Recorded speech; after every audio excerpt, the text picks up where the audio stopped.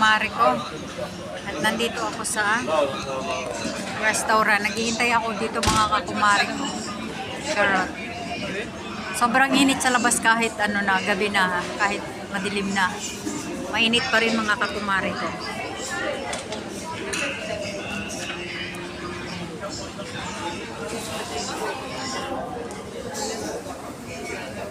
Naghihintay tayo dito. Hinihintay ko yung aking sisilab dahil may pinuntahan pa siya. Kaya naghihintay lang ako dito. Ay, naantok na ako mga kakumari ko. Maghintay-hintay lang tayo dito. Dito yan sa Edgar Restaurant.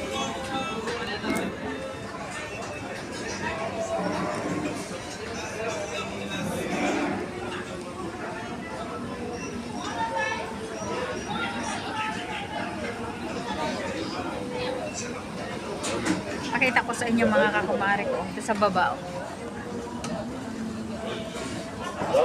Ayan. Ano yan? Mall. Dito sa taas, restaurant. Tapos, dun sa taas. Hanggang ano yan?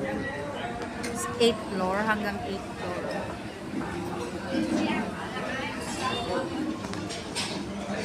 Naghihintay lang ako dito. Hinintay ko ang sisilab.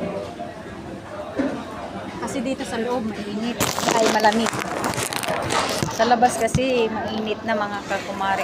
Kaya dito muna ako maghihintay lang ako dito. Diba? Titingin-tingin sa akin si Baba. Ayan o, 7 o'clock na.